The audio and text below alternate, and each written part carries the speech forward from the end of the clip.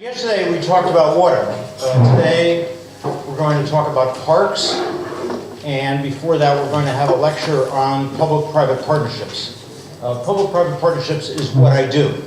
And even though the title, Senior Research Professor, that's my rank at the School of Advanced International Studies, you might think of me as a professor of practice. And I'll cover a little bit about my background to explain why.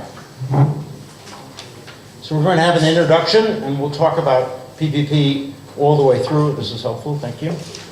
And one of the things that I'd like you to think about this morning, irrespective of what you're used to doing professionally, is if I wanted to do more, how would I learn through this program, and possibly through public-private partnerships, to do more? What will be involved in transforming yourself just a little bit so that you can do multi-sector work?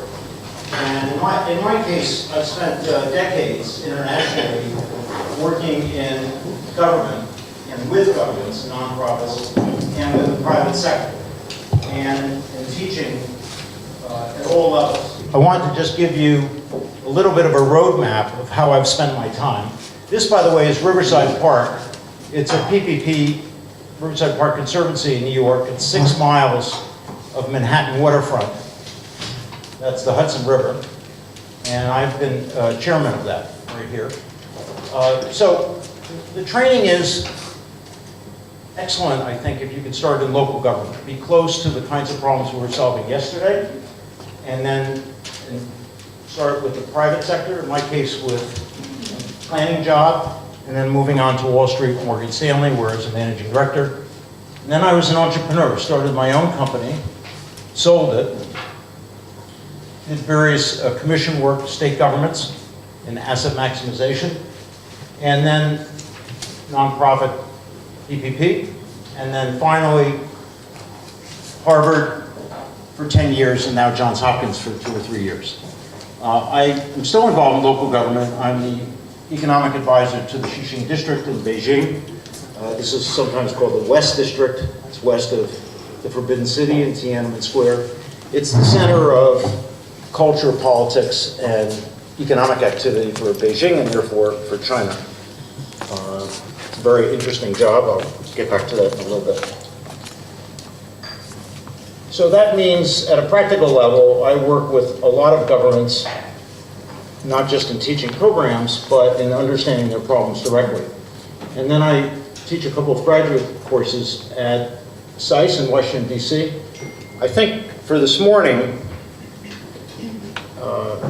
we want to emphasize that the courses are considered demanding. They're hard. There's a lot of work, and that's because of the skills involved. First, you may find this interesting. When do PPPs work well? Remember, a partnership is a collaborative effort between the public sector, the private sector, where possible, nonprofits, and you're sharing risks, resources, and decisions. And that sharing process requires a lot of skills. We saw an example of that yesterday, Hyderabad, where stakeholder analysis was used, and you had the skills of political management with the slums, but you also had economic considerations, basic economics of supply and demand. What are the conditions for PPP? Well, if the government nor the private sector can complete a task on its own, maybe the government balance sheet contains assets that would perform better with private sector involvement. That's a good start. Maybe there's an organizational capacity that's necessary to work with government to improve the situation, or governments could obtain information and build legitimacy and support by having private sector partners. The partners may want to grow their economy through public-private partnerships. They may use this as a way to attract companies. By the way, this picture is from Singapore, New Water, which Professor Fukuyama described yesterday in the case study. Another time when PPP works well is when trust and credibility exists among the partners. So here in Georgia, we want to think about the readiness of the private sector to trust the government, and for the government to view itself as truly credible with the private sector? And does the government trust the private sector? Without trust and credibility, partnership activities are not possible. Now, the private sector, they're going to make decisions separate from government. They have their own motivations and incentives, and yet they want to solve problems. So if the chief executive of the private sector, and this can include nonprofits, is committed to a multi-stakeholder solution, a PPP, you're much more likely to succeed. And therefore, you need the right players in what I would call a circle of ownership. So you have your stakeholders and the right players in a circle of ownership. It's almost the opposite when PPPs do not work well. So the CEO or the minister is not involved. If they're not involved, you lack political authority. The partnership may have misshapen priorities. To get private sector capital, you're going to do the following, but the following isn't exactly what you want. And you may lose trust and credibility, or maybe it doesn't exist from the beginning. If so, there's no reason to even attempt a pilot project. It's interesting, working together on a PPP can cloud accountability of the partners. Who's really involved? And by working together, you may find that you're not making government better. You're actually draining some resources from government. So therefore, government may stop investing in its own resources to work and support the partnership resources. PPPs can also be an excuse for governments to lack strong management. So, well, we're not doing very well over here, let's try it through the PPP. And finally, creativity. Creativity happens all the time in public-private partnerships. And instead of just going out and raising more money from different sources, government may look at its assets and look with public and private partners together that they have resources that, in fact, could rival finance as an asset. And that's what the New York City Parks case is about. Now, if I didn't have this headline, China's Ministry of Finance PPP Center is going through a learning process, you'd wonder who wrote this. So most of you know I was in China last week, and it was an interesting quote. We did an event with the Ministry of Finance and the Ministry of Health, and the head of the PPP Center for China said that public-private partnerships is not a wedding, it's a marriage. And I was thinking, for some it's just maybe an engagement, let alone a marriage. But he went through version 1, which was how China started. Single function, short periods of cooperation, lack of full competition, lack of transparency. The department was not seeking one department to another to advance in cooperation. And now in 2016, look what's happened. There are multiple integrated functions.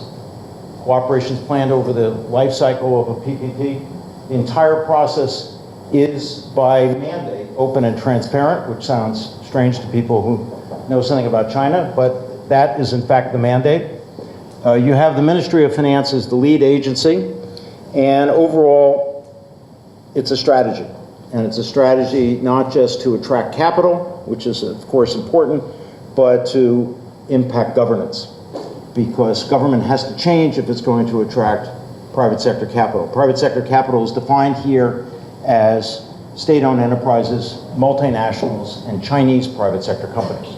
So the whole process has been opened up. By learning and proceeding this way, the Chinese are hoping, over a vast scale, to expand economic PPPs. But we talked about water yesterday, social PPPs, PPPs involving subsidies. And no matter what country I go to, the social PPPs are difficult. And they're difficult for the World Bank, and they're difficult for the Chinese. The reason this gentleman from the MOF was at this meeting is that they need to solve that problem, like all the other countries. What are the necessary questions? If we divide the class in half, from Olga to this way, right, and everybody else. This would be the private sector side, and this is the public sector side. So on the public sector side, how can a complex social public policy objective be met by working in a public-private partnership? It's the first question to ask. What capabilities do I lack in the public sector? Are we better off doing this ourselves, or are we better off having the private sector help us in terms of financing and innovation capabilities? What are the economic and financial realities associated with this? Will this go long-term? Because you're looking at short-term political cycles in most countries against long-term assets. What's the environment in terms of interagency communication? We just had this event with the Ministry of Health and the Ministry of Finance. It took a week to decide would an invitation go from one agency to the other, or would be a notice. And that communication was a week of time just to get the meeting together. The private sector, what's the business proposition? Is this corporate social responsibility, which is what you asked yesterday, or is this part of the economics of my long-term business? What's it going to mean for me? And can I fulfill my potential without working with the government? Or do I need the government, and which part of the government do I need? Do I want their regulatory authority? Or is that the asset I really want from the government in the partnership? The permit to do something that I can't do without their authority. I don't really need their people, I don't really need their facilities, but I need regulatory authority. Or do you need all of it? What kinds of tools and strategic thinking do I need in the private sector in order to form a partnership? Are my people prepared for this? And believe it or not, they're usually not. Their skill is not working with government. Their skill is avoiding working with government. So again, the definition here is this is a collaborative organizational structure. A PPP for this purpose does not have to be defined by a single type of agreement or a single type of structure. Think of it more flexibly. But you do have to share risks, resources, and decisions in developing and implementing certain projects. And that means governance. And that's why I think one of the reasons Professor Pukian and I work well together is we approach things often from an economic point of view, and professors of political scientists. And we have to have both skills here, because we have to understand in governing the motivations and incentives of this partnership can be quite different. How does that show up in a configuration? So my colleague Mark Moore at the Kennedy School created a strategic triangle a long time ago. It's a deceptively simple model. So you have public value, and that might include the things we talked about with water yesterday. It might certainly public access, maybe no cost. But there's a political process and expert process providing legitimacy and support for an operational capacity, for example, a public park or a water system. The private sector thinks about economic value and is driven by demand. Its operational capacity is quite precise. So the first thing to see is that the standard PPP model that you concern yourself with looks like this, where you have financing skills and authorizations combined in operational capacity. For those of you who've read the park case, this is the New York City Central Park Conservancy. It's right here. And what you're seeing is the public value and private value do not need to align themselves. So in simple language, the people who live in very expensive penthouse apartments over Fifth Avenue, their children don't have to play with the poor children in other parts of New York who go to Central Park, but they can both support the park in different ways. This is a basic PPP model. If it works, demand and resources flow into the operational capacity, and everybody's happy. For longer-term, tougher problems, especially healthcare, water, anything of a longer-term asset, there's no question that you need an alignment of values. So this is the problem with corporate social responsibility. Corporate social responsibility, actually, private value is willing to contribute some money from CSR budgets into the operational capacity. But unless the public sector recognizes the need for profit in the private sector understands the criteria of public value, it will not be sustainable. So the finances of this alignment have to be more durable than simply solving a problem like a park. And that's why we're starting with the parks case later this morning. Now, I went through this yesterday, and this is really a new illustration that we're using that we're finding countries understand better. Consultants come in and talk about public-private partnerships, and they talk about build, operate, transfer, they talk about different concession agreements, talk about many, many structures. And we thought it would be better to keep it simple. Something's economic without majority subsidies, or it's social because you need a majority of subsidies. That's simple. 50% is the dividing line, and as I mentioned, virtually all health, water projects fall under the social category, even though there are economic features, such as tariffs. Everything we talked about yesterday. Governments find it more honest to understand that they can't get away from subsidies. The typical mentality of a government chief minister is to say, by bringing the private sector for this PPP, my problems are solved. All they do is they'll bring in the money, they'll bring in the skills, and I just sit back. Tomorrow we'll talk about a case like that. Taiwan high-speed rail, $16.5 billion case, and we'll find that that's absolutely not true. So there will be subsidies, and there'll be subsidies in the form of land and permits and other value-added assets, but even so, there may need to be transfer payments to the users of the asset. Whether or not it's social or economic matters to investors. Investors like economic PPPs because the cash flows are more certain. Why? They depend less on government subsidies. The more the government subsidy, the more the project depends on political support. Changing political cycles will result in political subsidies, politically approved subsidies, being increased or decreased. If they're decreased, investors' cash flow is decreased, project economics changes. So this label, economic versus social, matters tremendously to institutional investors around the world. The World Bank looks at bankable projects. These are projects that have cash flows that appear to be more economic than social. More important than that, however, will be the condition of the assets. Just as a reminder, this is in China, a toll road. Looks very beautiful, except it has no traffic.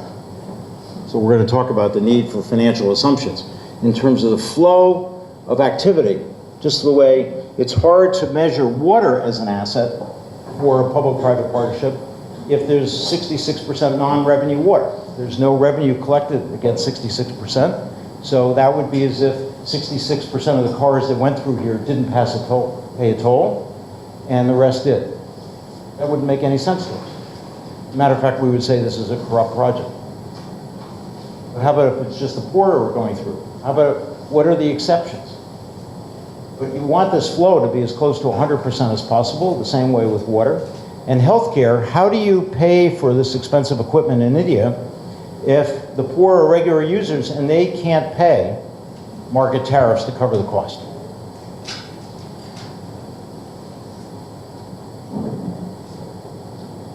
Yesterday, a couple of times you heard about externalities. There are negative externalities. We saw the pictures of water and pollution. And we have positive externalities. We're going to talk about this particular space after the break. This is Bryant Park in New York City.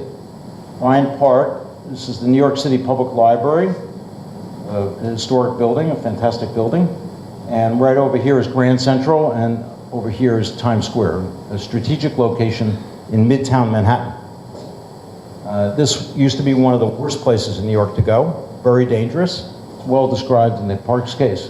The reason I'm putting it here is that for the purpose of this lecture, what I'd like you to remember is that public assets, when they're built, may be really terrific. But so many public assets, maybe this has happened in Georgia, become public liabilities. They're allowed to deteriorate. And when they're allowed to deteriorate, their value goes down. A PPP may convert the public liability associated with those assets back into a more valuable asset. And that impacts investment. That investment, in this case, is real estate. There has been at least a couple of $2 billion, at least, put into this immediate neighborhood as a result of Bryant Park improving. Easily. There's no real money here. There's some hundreds of thousands of dollars. I mean, not a lot of money. Maybe if it was $1 million, that would be a lot that went into this park. The rest is private. But the government is collecting taxes off of appreciated value in real estate of at least $2 billion more than it had before. And the existing buildings, like these older buildings, their rents have gone up many, many times. So that doesn't mention the fact that there are now some hotels here. The economic generation of this park in terms of producing positive externalities has been all captured by the city, not by the PPP. The PPP hasn't received any of that money. So we want to think about how to internalize positive externalities by PPPs so that there could be funds for the future to do more of these. This is a new economic concept when applied to partnerships.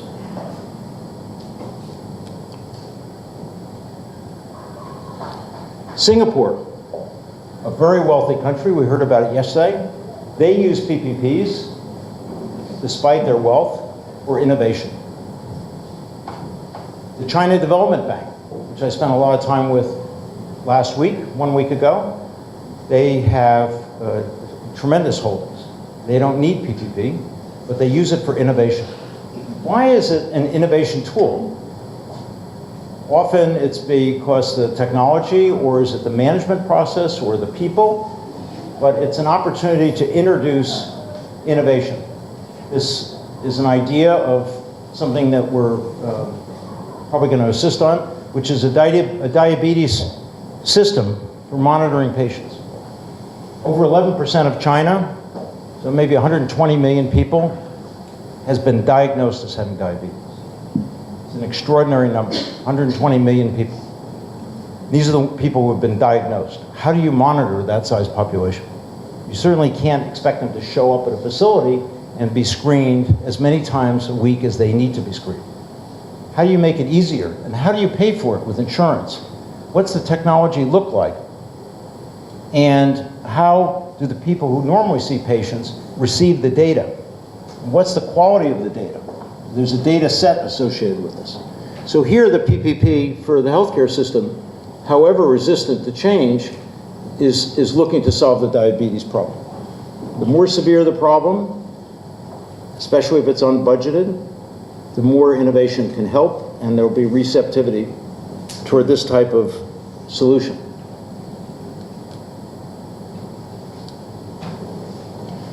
So what I'm sharing with you this morning is that we've developed a new conceptual framework for public-private partnerships to get away from these contract-based thinking, narrower contract-based thinking. This is very important in Georgia. When I heard the Prime Minister last night, he was talking about got to get the country going in terms of economics. The country's obviously done a great job in democracy. How do you build jobs? How do you attract capital? How do you be more productive? So transaction-based thinking, hard infrastructure focus, this is throughout the world and promoted by the World Bank and many others, the current discourse on public-private partnerships. This is what I'm suggesting. A framework-based system. This is what we work on. And I'll give you these slides. First, you're focused on sharing risks, resources, and decisions. You're looking at the optimal configuration. That's the alignment of public and private value. You're looking at economic and social PPPs versus 20 or so types of contracts as a starting point of your thinking. You're trying to internalize positive externalities. Also apply the test, can PPP be used as an innovation tool? And if you are happy that all of this is being done, you might have a successful framework. This is a much more comprehensive way of thinking about collaboration with the private sector. If the private sector sees that you're thinking this way, strategically, what they're going to conclude is this government is serious about solving its problems. Because why else would it go to so much effort to do this level work instead of taking work one road or one bridge or one clinic at a time? But it gives both the government a way to look at financing more realistically over long term, multilaterals or aid organizations, and the private sector. However, this is a new way of thinking. This is not standard PPP. But for Georgia, this would be more appropriate.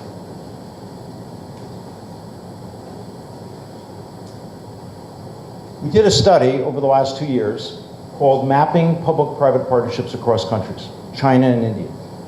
And the donor wanted to understand what's the difference in systems if one is Anglo-Saxon public administration with capitalism, the private sector, and the other is communism with state-owned enterprises. How would they approach PPPs? So we put a team together. I'm the principal investigator of this, and we asked 3 basic questions in India and China. Interviewed over 160 people. Only required oral consent, not written consent. That would have been impossible. The first question is, why are PPPs used? You'd think that this is a basic question that everybody asks. When I showed these findings to the World Bank, their first reaction was, it's been a long time since I heard the why question. People actually want to go right to how. How do I do this? Versus why do I do it? What do I use these PPPs for? Instead of thinking narrowly, we ask people to think broadly. And how? How are they done? And it was interesting. We talked about supply, demand, and balance yesterday. There was no question in the water case, but in fact, supply, demand, and balances exist all over India and China. This is a mass transit system in India. This is a window seat, as you could tell. This would legally not be permitted in the United States, but we're not in the United States. This is in the Xixing district. This is actually Parkview housing. So if this were in New York, these would be penthouses and extremely expensive. This is prime for redevelopment. Very tricky matter, but we think we found a solution to this. So advanced urban development in China, as everything moves to the next stage of economic development, is a priority. In healthcare, this is actually not a long line by Chinese standards, and by Indian standards, it would go on for maybe 200 people. In Shanghai, it may be 400 people waiting in line to see a doctor. This is elderly care. In China, this is the beginning of a 450 million person population of people 60 and over. 60 and over. This is not a funded long-term liability in terms of infrastructure. So under the why question, the answer clearly is we need the money and we need resources. We found 3 gaps in this study. Tell me if any of these gaps may exist in Georgia. The execution gap. This is why we're here, LAD. There's inadequate readiness of the public and private sector. Inadequate readiness. to partner with each other relative to the number and scale of potential projects. People just are not ready to do this in terms of being professional. Financing gap. The public sector wants, let's say, $1 billion of infrastructure in India, and the private sector is comfortable putting up maybe 200 million. It's expected to put up 500. That's a gap.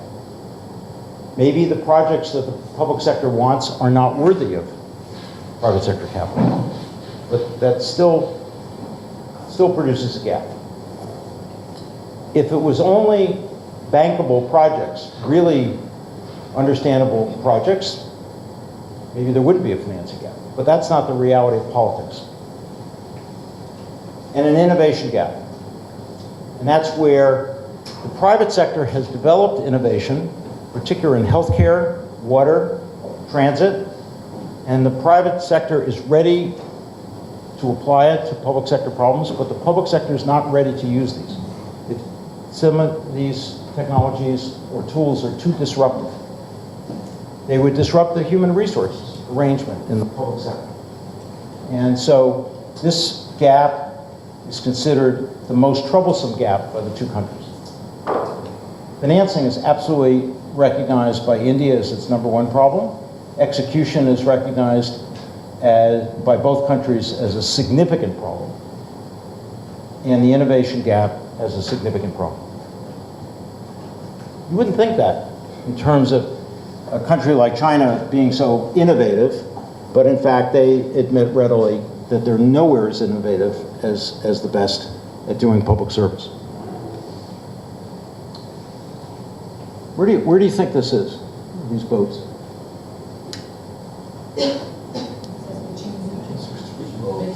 Yeah, but when you just looked at the picture, would you think that this is Beijing? This is a park in Beijing, in the Xixing district. And when you're in here, the whole world seems to change. The environment's better, people are more comfortable, it's less stressed. You look right across the street, you see this building. The reason this is important in terms of an execution gap is that the asset, the way we'll look at New York City parks right after this lecture, where the park becomes a major asset, the city had been looking at the park as just a feature, a local feature. Instead, it was looking at the general area as the asset. By looking at the park, they now realize that the whole area around the park could be transformed. So actually creating a public-private partnership here would be the place to start, and then investors will find it easier to come and put money into the rest of the area. The government controls this asset for certain. The question then is how to develop the rest. So sometimes people are looking in the wrong place for the asset that's most worthy of the PPP, and then go on to the rest. That's why the parks case is important. The execution gap depends on training public leaders. And it's absolutely amazing how unfamiliar the private sector is to public servants in every country I go, including the United States. There is a lack of trust, but there's a lack of knowledge. This is a typical PPP type lecture. Not what we're trying to do today, where there's interaction and it's smaller. But here's an expert talking, maybe being interviewed, a format like that. No interaction with the audience. Trainings like this are going on. They're funded by the World Bank. They're funded by many people who want to do training. They take one day. People learn some vocabulary, and they walk away saying, I know a little bit about PPP, and they know virtually nothing. Because there are no cases used here. There's no critical thinking emphasized. There's no challenge to basic assumptions. This is a very tough problem. LAD is committed to working on solutions in this area, but there is not a lot of talent to do this type of training in the world, especially in emerging markets. The financing gap, I mentioned bankable projects. Well, if a municipal government or a state government has assets that are in very poor condition, and the behavior issues associated with the users of those assets leave something to be desired, would you invest in this water system? Here, the water pressure is being drained so that people can fill some containers. This is in India. Or there's a source of pollution right here. People are pumping water out, that's a pump, and they're bringing that water someplace to be used. So we'll just argue this is unsafe. This is probably safer, but very, very inefficient in terms of non-revenue water. So this water system would require millions and millions of dollars to invest in. Who's going to get started with that? That's where government has to start this process by admitting that their asset is really terrible, and they're going to have to change the use and use its power as a regulator to prevent this.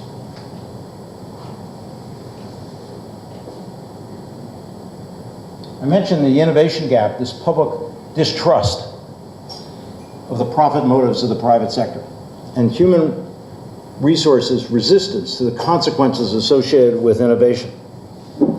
Well, we know that people look at innovation and they say that equals job loss.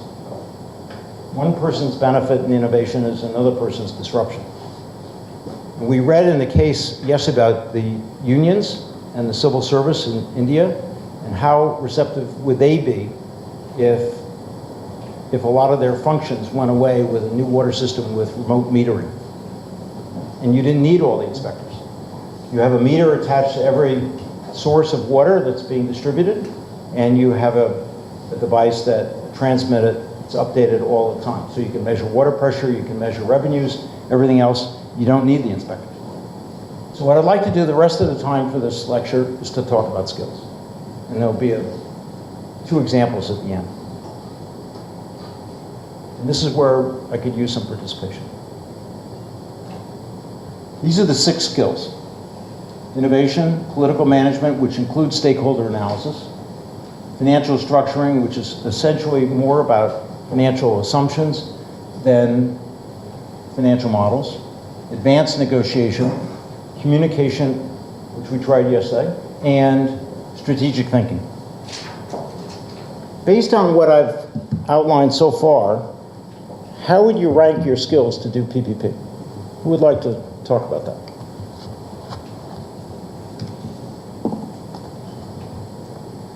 Maybe we have the representative from the World Bank who'd like to help. Seriously. Or let me ask the question differently. How many people in the class pride themselves as expert negotiators? Okay. 2. All right. Both. This is quite a sample size. What are you good at negotiating? In my experience, I negotiate with the Russian military base withdrawal. All right, so you have Russia, a military base, withdrawal from Georgia. Which include the social problems because of military bases. Environmental problems as well? Huge environmental problems and political as well as security. Was there compensation involved in the withdrawal? Well, from Russian side, there was a motivation to get compensation, but huge. So that was an ask by them. So that was the outcome of the negotiation. Yes. I want a lot of money. No, you get nothing. Because of the other type of pressure, political, they are domestic corruption. So you needed to understand the political situation, the quality of their asset, and their need to leave without compensation. And you use that information how? Well, to exercise pressure, to seize the utility support of the base, in parallel international context, in the OSCE negotiations, multilateral. Was the media involved in watching this process? Of course, creating a information context behind it, social public demand that they have to live, and some other. Was Russia skillful at using the media to manage during the negotiation? And they tried, but at that time they were not as skillful. Now, I guess the problem might be harder if we have any. So they have more organized propaganda system. It was a time of rather But you would argue, from a negotiator's point of view, size did not matter for this purpose. Yes, and timing is. And how about your example? Thank you. My examples are different on business-oriented negotiations. A business-oriented negotiation. What type of business? For a banking institution, different type of counterparty negotiations. Who are you associated with? Are you independent as an intermediary, or? No, as a party. So you're a principal party? Okay. And did you seek a negotiator, or were you acting as principal? Acting as a principal, I would say. Is that a comfortable position to be in? Not really. But Why? When you have your objectives to achieve and you know what you're trying to achieve, usually like that achieving both. But do you think that you could have gotten a better deal if there was somebody else representing your interest? Down that type of negotiation. Yeah, I think it's always useful. So tell me now, who is on the other side? Other organizations, Microsoft for licensing, Google for licensing. How do they impress you in this part of the world? Microsoft. So impress me? Yes, in terms of negotiation. You're negotiating as principal. Yeah. They're negotiating as agent. As an agent. Well, they have their own agenda to achieve, and I have my agenda. Were they disciplined about that agenda? Yeah. And what was the outcome? I acquired their licenses, for example. Okay. So discipline doesn't mean effective. Yeah. There's a saying in negotiation that efficiency does not translate into effectiveness. Sometimes the most direct route to an outcome is not your best route. You would agree with that? Now, it sounds like this Russian base situation was very, very complicated by comparison. Would you consider this commercial negotiation to be complicated? I think any negotiation has a definite goal to achieve, yeah. So they are similar in it needs same skills, I think. Do you think you could apply what you learned in your situation to a public sector situation, as in a public-private partnership? Because you obviously understand the private sector. Yeah, I think so. Yeah. And I think the perspective that I can put in such negotiations will be very good, because I can bring my perspective into it. Remember I mentioned early on about trust and credibility? Yeah. If you're negotiating as principal, does that add to your trust and credibility? I think so. Why? Because it brings the background that has been shown to the public before. Yeah, before a trial. If it's credible, what you have been doing before. Were these negotiations face-to-face? Both of all kinds. All kinds. Yeah. Now, it's interesting, in the Russian base move, I would think that the principals were not face-to-face. Did somebody actually come from Russia to negotiate? Yes. And was this person a representative of the government, or did they have decision-making ability? Interesting was that they were the representatives of the government, but because of this moral motive, sometimes they acted as a business purpose. So you were constantly recalibrating your assessment of them. Yes, depending on calculating both potential and many other motivations from them, we incentivize them to leave as soon as possible. So what we've done is, we're only spending a few minutes on something we could have an entire course on negotiation, with many, many exercises, using these two as a starting point. Stakeholder analysis we talked about yesterday. It was interesting when we were looking at the Hyderabad slum case, and we almost had a perfect teaching moment, because we had a leader of the slum delegation, and we had one minority opponent who claimed to represent a third of the slum dwellers, and that was actually a very influential force from the point of negotiation. The World Bank found a reason to compromise based on the representation of the minority rather than the majority. So it's interesting what might trigger an outcome. How about communication? What we're finding now is that the party that controls communication in a PPP often can control the agenda for negotiation and political management. Is that how it's done here? Does the government control the media? Or is the media entrepreneurial and unpredictable? Who's a media expert here? Nobody uses social media in their work? We're a little more concealed than use. You're more concealed. Wait a second. This. How do, yes? Of course you use it. How do you use it? Promote what we do to advocate for our initiatives. Is there one form that the private sector does better than the government in terms of media? Government is very Weak? weak. Using social media as a gender. What does weak mean? I mean, they don't have a structured message. Sometimes different representatives from like different industries, they say different things, like really opposing each other, not opposing, but different positions. And how do you play off of that? I mean, so this is the proof that something is not really going on. And they are hiding the real information.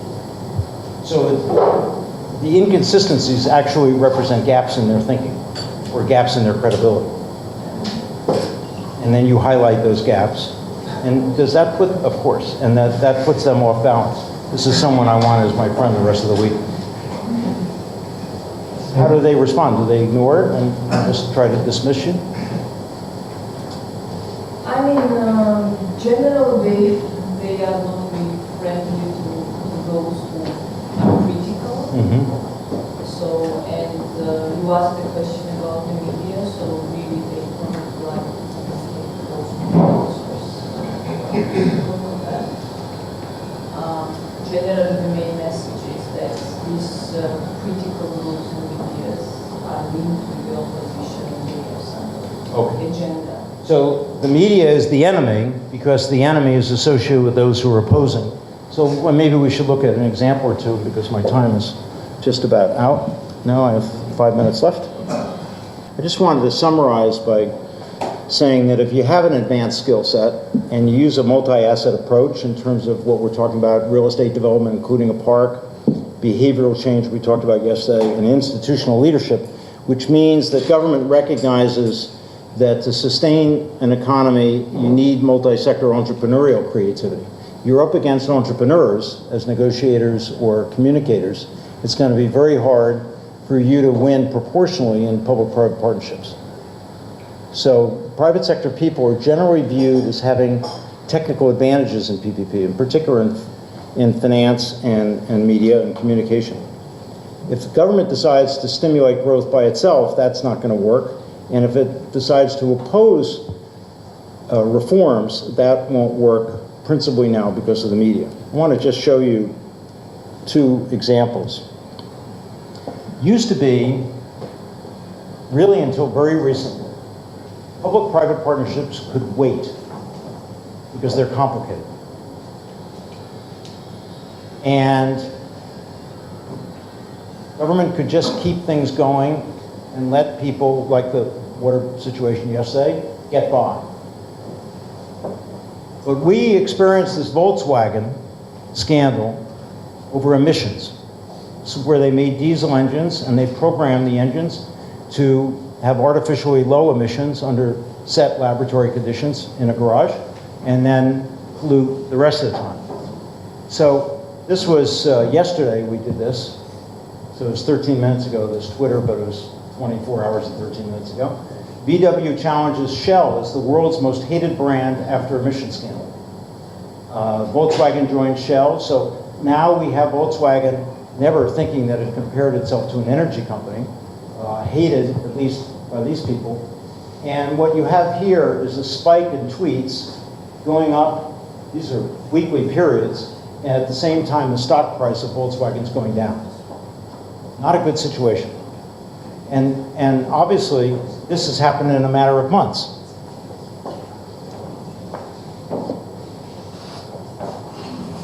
Has anybody heard of this documentary, Under the Dome? So we have, I'm going to take 5 minutes. Yes? Oh.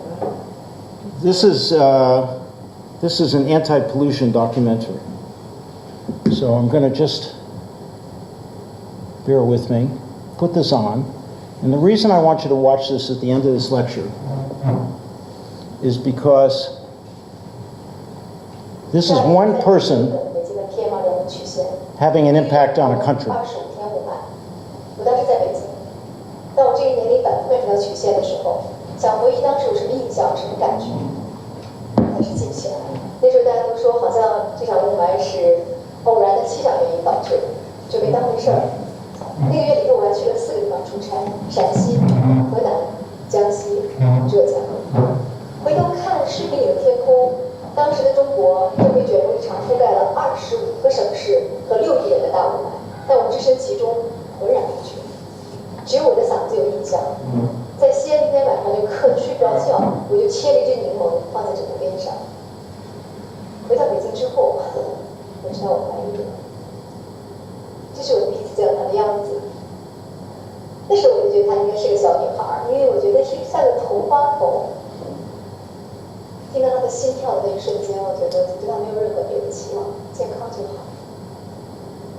但是，她被诊断为良性肿瘤，在出生之后就要接受手术。做麻醉之前，医生对我说，她这么小的年纪做全身麻醉是有可能醒不过来的，你要有个心理上的准备。我还没有来得及抱她一下，她就被抱走了。后来护士在我手里放了这只小熊，那是用来安慰小孩的，他用来安慰我。我再见到我女儿的时候，她还在昏迷。医生对我说，手术很成功，但有一件事情你要原谅我。他说她太胖了，所以刚才麻醉的时候，我们扎了好多针眼才找到进来。我就拿着那个满是针眼的小手放在我脸上，叫她的名字，直到她睁开眼睛看了我一眼。我是一个非常幸运的人。后来我辞职，陪伴她，照顾她，只要一家人在一起，平安就好，健康就好。但是回家的路上，我就已经开始感到害怕了，全是烟熏火燎的味儿。我就拿一个手绢捂在她鼻子上，这样做很蠢，因为她会挣扎，就会呼吸得更多。以前我从来没有对污染感到过害怕，去哪儿我都没戴过口罩。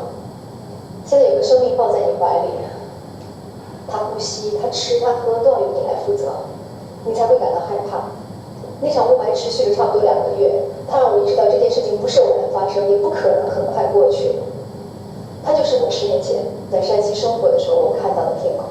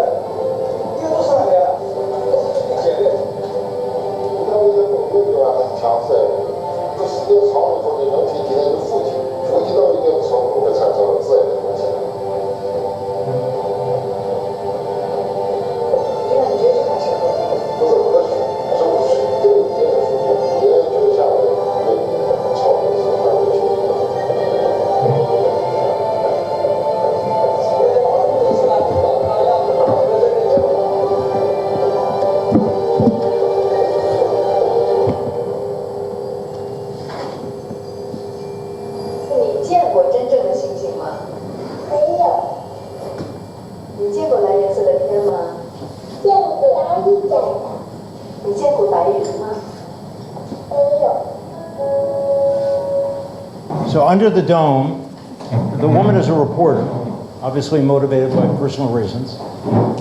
And this was released on a Friday. By the end of that weekend,